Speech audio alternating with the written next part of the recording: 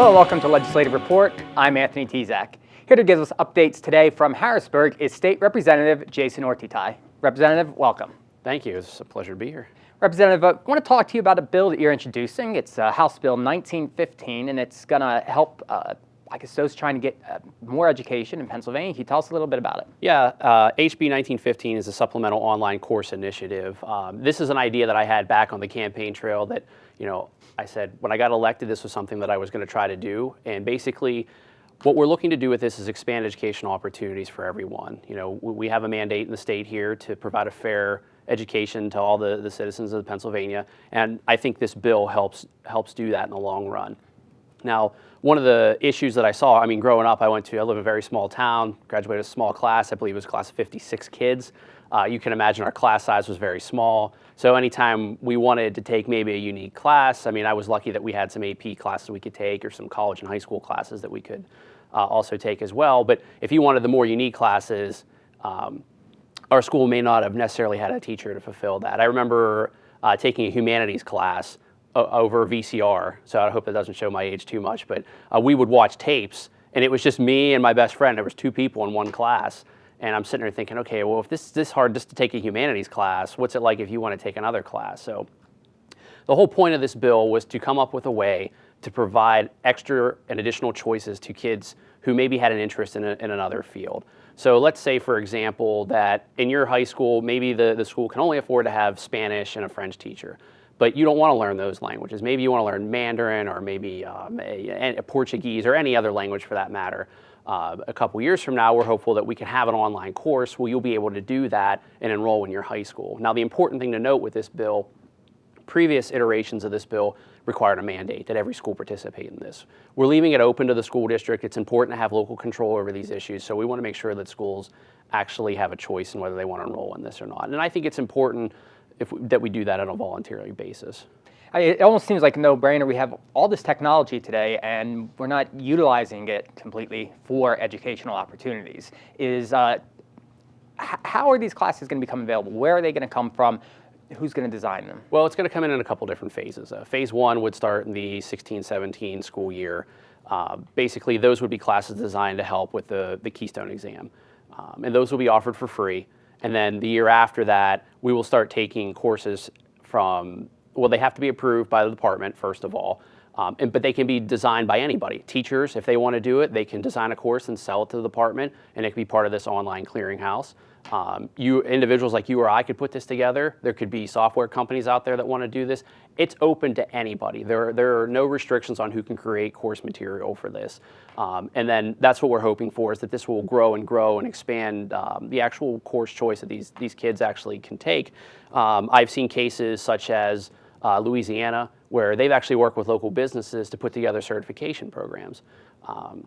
Where these kids would take certain classes over the course of their high school career, and by the time they graduated, they'd be ready to go into an apprenticeship program, into a field that they would like. And I think that's important to keep kids interested in their education, so they're not just waking up and going to school and saying, oh, I got to go to school today. We're actually going there saying, oh, well, I really like this. Now, in the West, we've seen a big interest in the trades develop. Now, we've got a decent amount of trade schools. I'd like to see a couple more, but we have a shortage in some of these fields, and I think that would be advantageous for a lot of people back home, and kids especially, to get into the vo-tech type trades. When I was there, we looked down upon those types of things, and now I'm sitting there thinking, like, why? We need these jobs. They're good paying jobs, and it really works out well. These guys are skilled in what they do.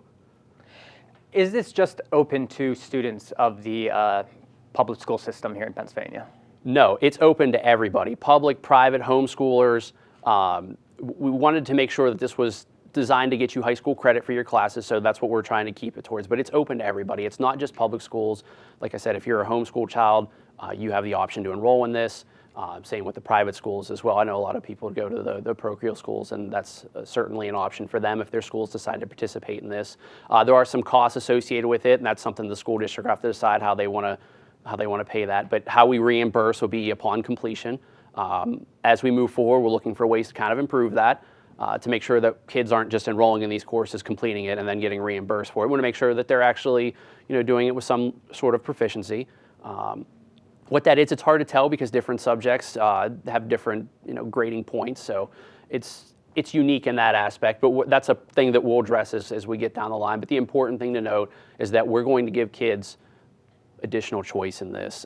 And we're starting to see a trend with more of the technology being used in classrooms. A lot of kids are getting laptops and iPads and these smart boards in their classrooms. And I don't see why we should continue towards that trend. And teachers do a fantastic job in the school districts, and we're not certainly trying to take away from that. What we're trying to do is supplement what they already do. And provide those smaller schools and even the bigger schools that may not have the opportunity to have access to these types of courses to get them that access. And I think that this bill does that. At the time we introduced it, I think we had 16 or 17 co-sponsors. It was bipartisan. I think we had an equal amount of Democrats and Republicans, which was refreshing to see.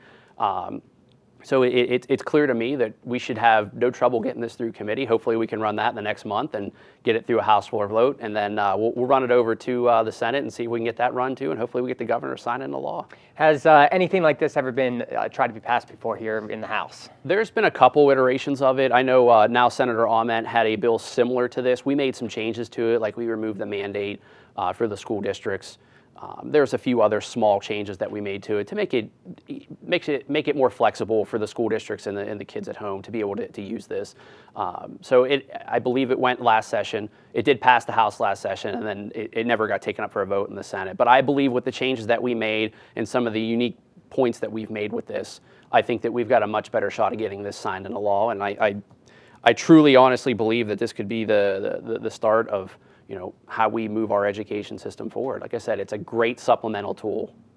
And as you said, as we wrap up one more time, right now it's in the Education Committee, and where does it go from there? Right now it is in the Education Committee. I believe they've had public hearings on this, on the previous iterations of this bill the last couple of years, so I don't know that they'll be holding another one of those. But once it passes the House Education Committee, it'll go to the House floor for a full vote, which will open up for the amendment process. I've talked to a couple different companies that were interested in doing some small adjustments to the bill, nothing major. And in my opinion, those were good adjustments, and it's good to get feedback from all the stakeholders. So looking forward to that. And then once it goes through the House floor, we can get it passed, hopefully with bipartisan support like we've seen so far.